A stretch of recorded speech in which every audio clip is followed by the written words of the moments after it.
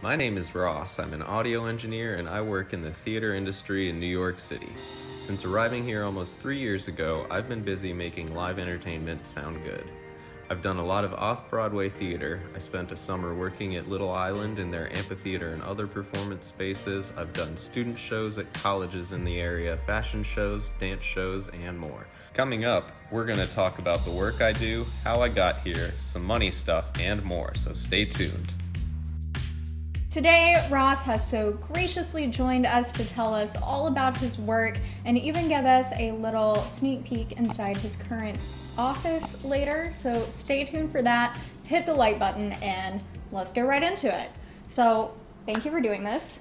Can you start back at the beginning and tell us a little bit about your educational background and how you decided that you wanted to be an audio engineer? So like she said, I am an audio engineer and I have a bachelor's degree in music technology from Virginia Tech. Originally, I was in the engineering program there, but I decided that I didn't want to be stuck at a job where I was doing math all day. So since I had done music throughout middle school and high school, I decided that that's where I would be happiest. So I switched into the music program and I've been loving it ever since. Great. So in college, your degree was music technology, but now you mostly work in theater and go to musical theater a lot of the time. But how did that switch kind of happen? Because I also studied music at Virginia Tech. I was there at the same time.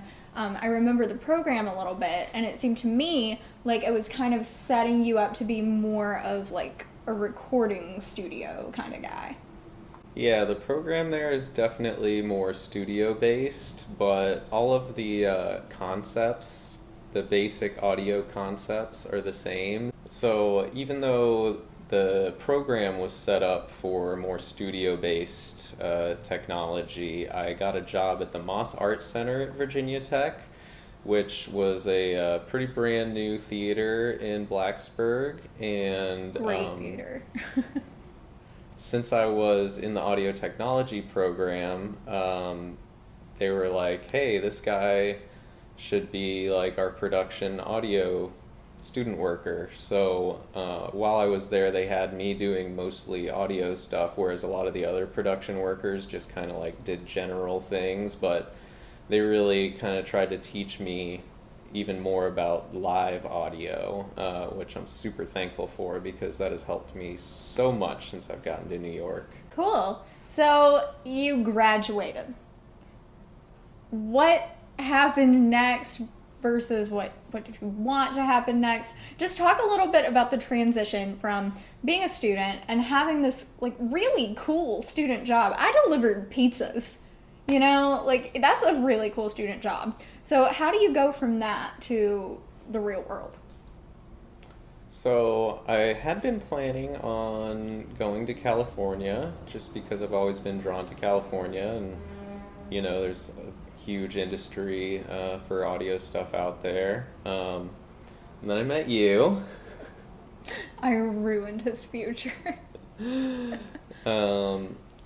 And I decided that I would move to Cincinnati while she was getting her master's degree. So while I was there, I tried to look for any audio work I could. I started working at this small AV rental company who rented out equipment and also they specialized in DJing Indian weddings.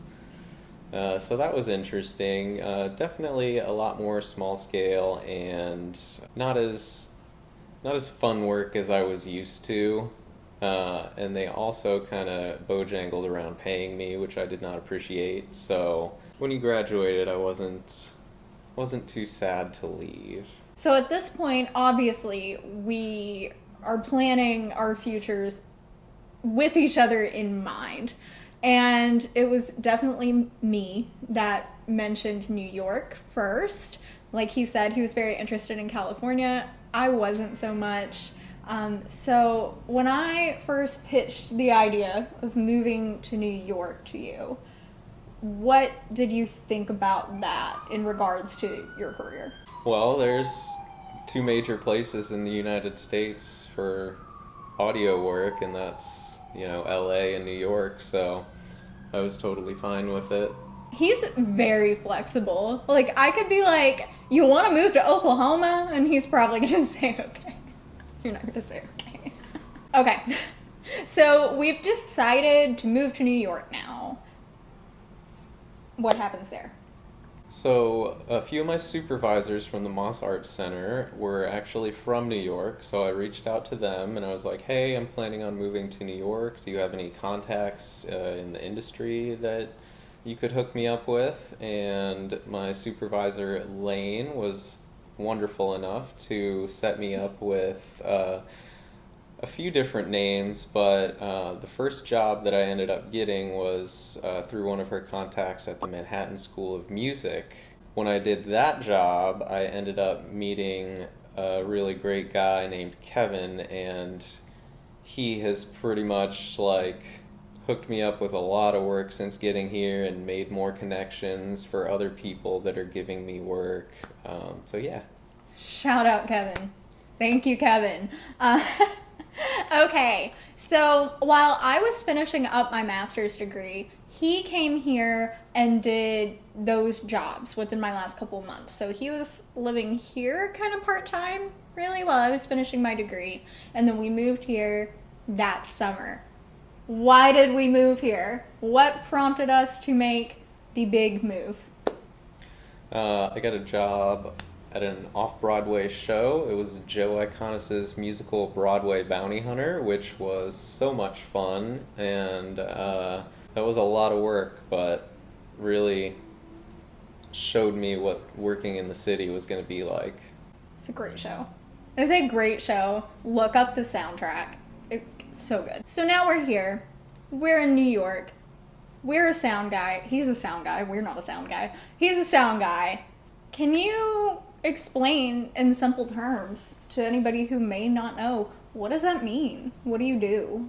So I'm an audio engineer, but pretty much I can do any kind of production, but my specialty is audio. So like I'll help run cables for lighting people and stuff, but mainly all the equipment that makes a show have sound, I have to set up, I have to run cables, I have to hang speakers, I have to know how it all works so that I can troubleshoot it, and then once all that's done, I have to actually know how to use the equipment, so the mixer that all the sound runs through and then puts out sound to the speakers that you want it to, I have to know how to send sounds to the right places, and I have to know how to make it sound good and how to not get feedback coming through microphones. The mixer, you guys, is exactly what you're imagining. Like, I'm sure if you imagine sound guy, you think guy sitting up in a box in the theater, pushing buttons and levers and turning the microphones up and down. Yeah, that's what he does. But as he explained, it's a lot more than that too. Levers. Levers? Is that not right? What is it? Faders. Faders? Did y'all know that? Sometimes I'll be the A2, which means that I'm in charge of putting microphones on actors and doing sort of the work with all of the any kind of radio stuff that we have, so any wireless microphones. Radio stuff is the wireless microphones? Yes. Do you need a degree for this job? You don't need a degree, but I would say in a larger market like this, it's definitely hard to get started if you're not from here. Mm-hmm. If you're from here, you can work at one of the audio shops is a way that a lot of people do it, and they just get experience working in the shops that rent out equipment to Broadway shows and all the live performances around here. And then once they have enough experience there, they get in the local one, which is the stagehand union here in Manhattan. There's another union for Brooklyn, but I can't remember the exact number.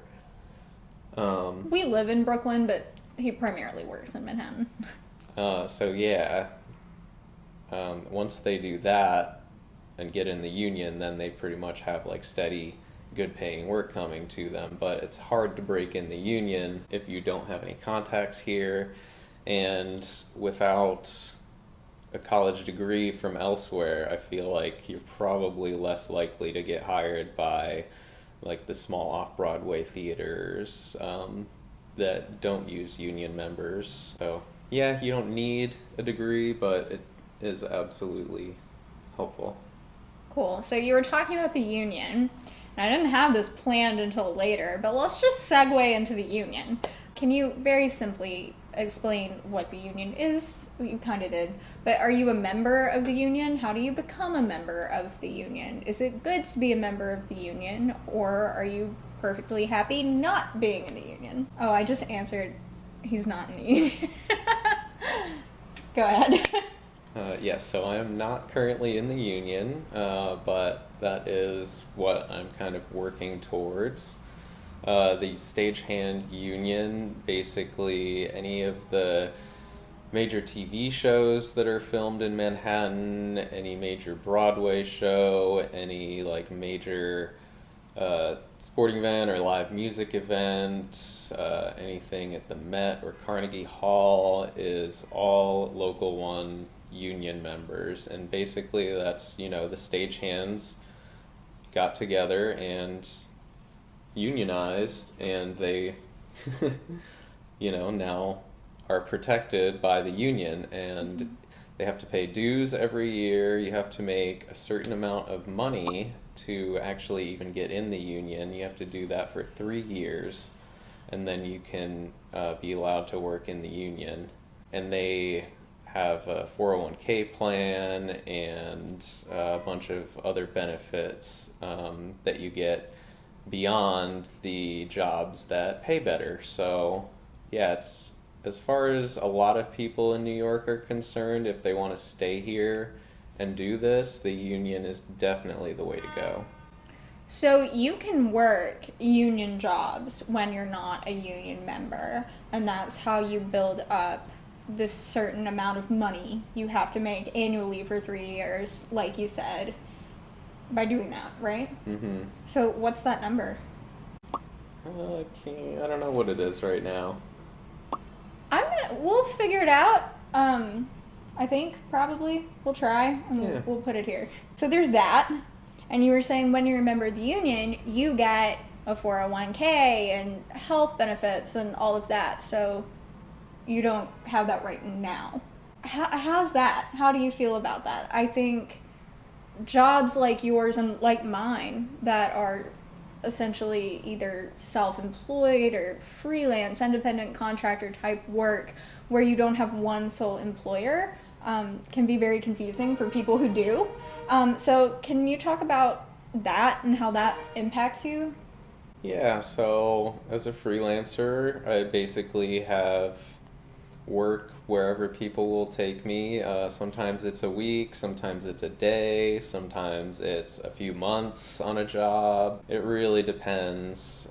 And like you said, I don't get health benefits or anything like that because I am self-employed slash not working as full-time at any of these places. So yeah, that sucks. And I would definitely like to make more money or have someone give me a healthcare plan. Yeah.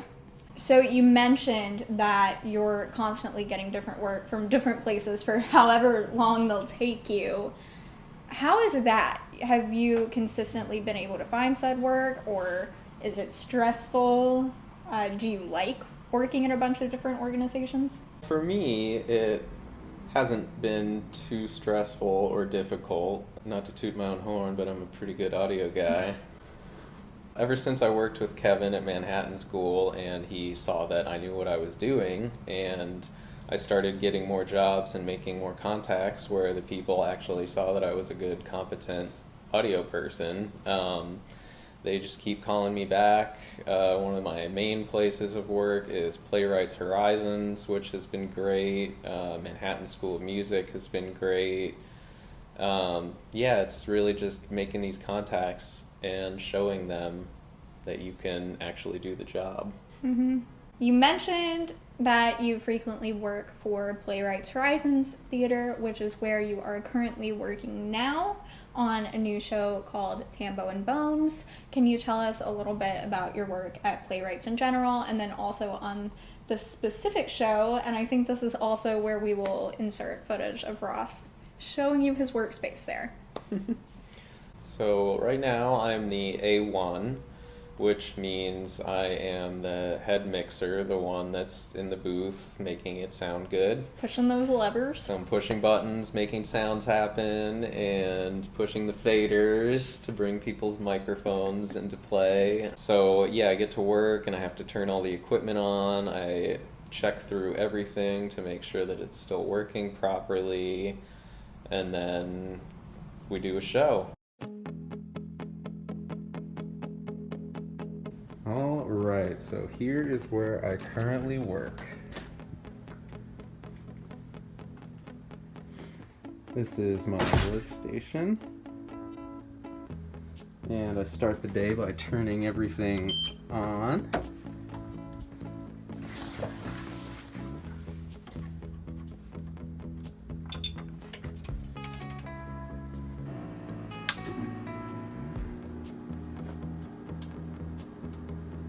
This is the mixer that I use.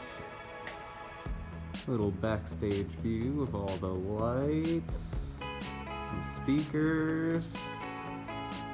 Here is the amp closet. Got some stuff to turn on down here.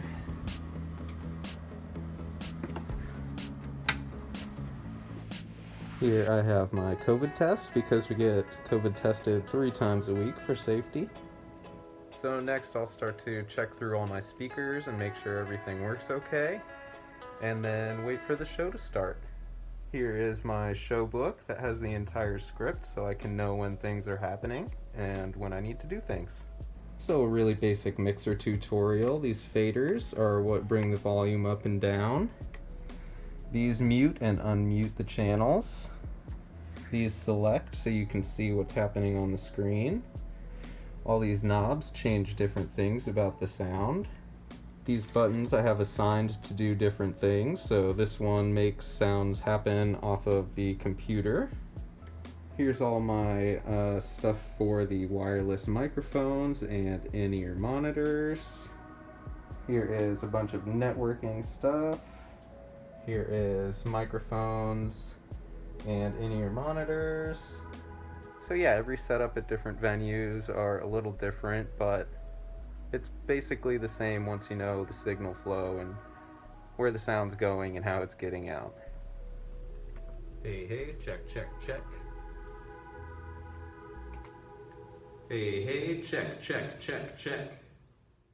For all of January, pretty much, we were in tech, so that means that during the day they were working on the play, like setting it up, whether it was the audio stuff or getting the lighting to look right in a particular scene or moment, or working with the actors to get their parts down or looking good. So I was there pretty much from 9 in the morning until like 10 at night every day for a few weeks. We do the rehearsal and tech stuff during the day and then do a preview at night. So yeah, that's been a lot. Now that we're out of the tech stuff, it's just 8 shows a week. We're doing 7:30. Just 8 shows a week.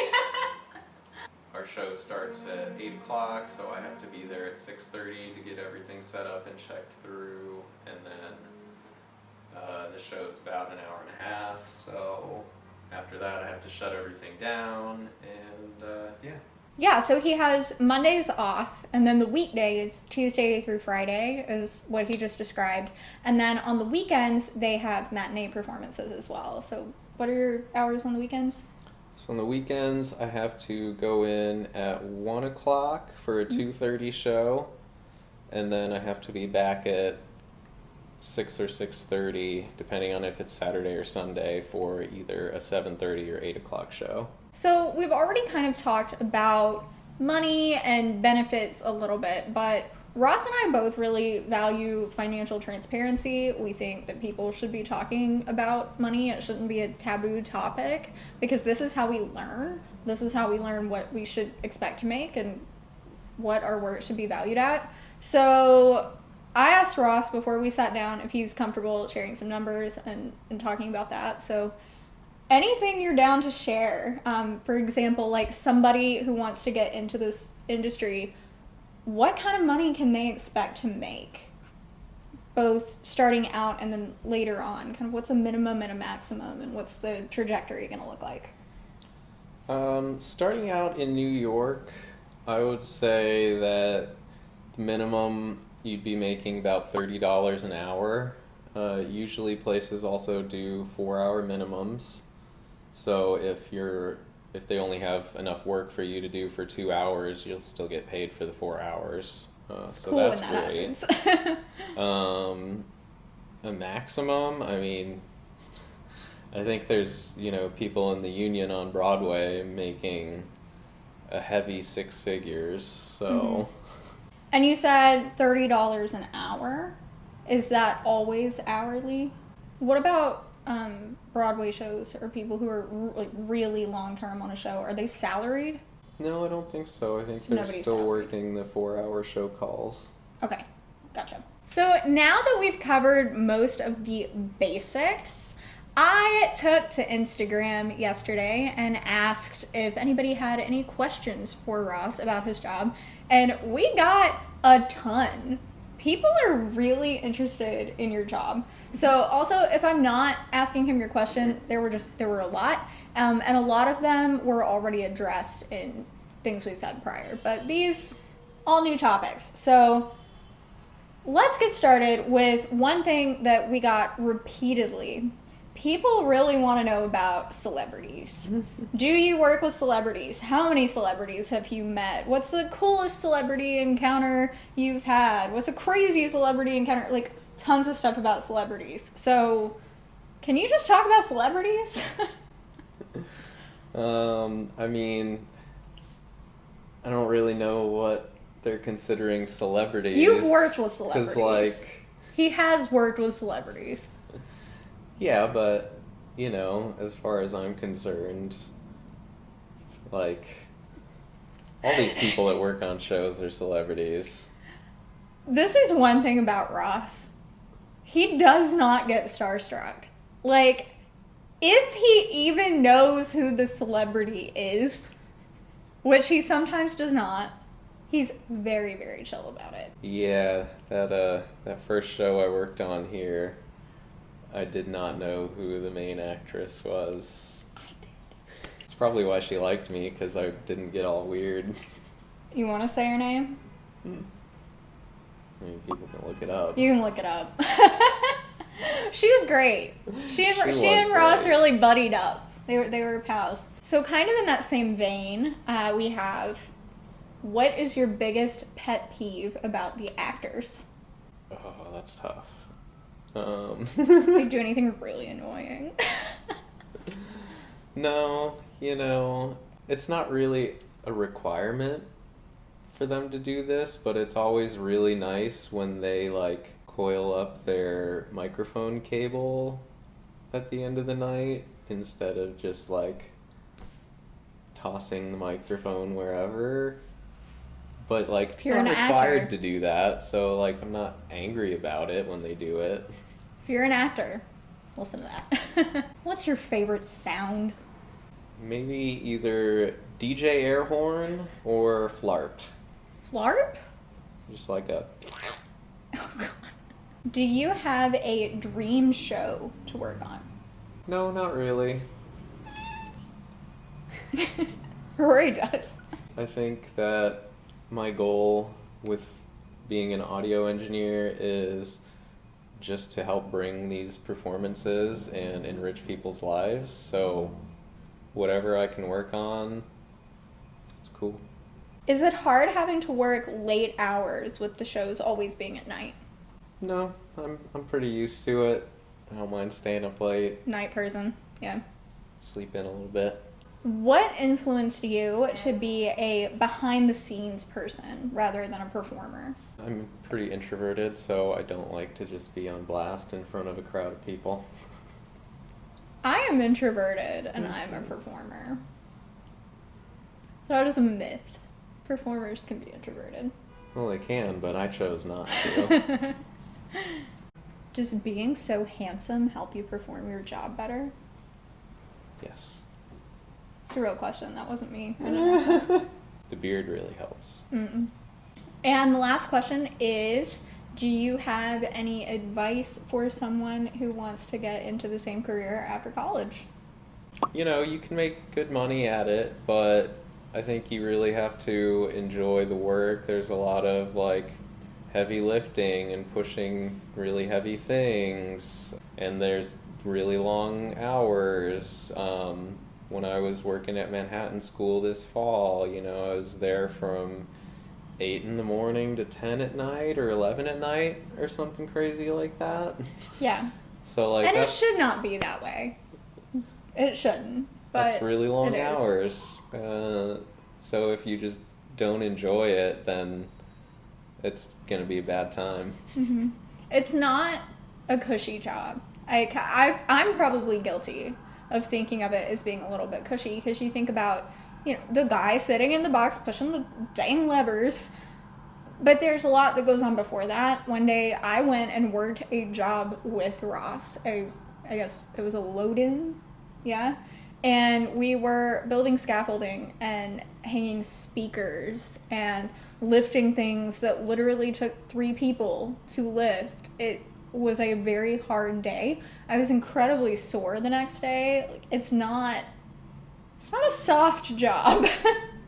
And with that, I think that brings us to the end here. Thank you so much for doing this. I found it very enlightening and interesting, even though I already essentially know what he does. So I hope you guys enjoyed it too. If there's anything that we left out that you're still curious about, feel free to leave some comments and we'll try to answer you. I would love to make this type of video into a series here on the channel if you guys enjoyed it. So please leave me your feedback. Thank you so much for watching. Don't forget to give this video a like if you enjoyed it, and subscribe to her channel if you haven't already. We'll see you in the next one. Bye.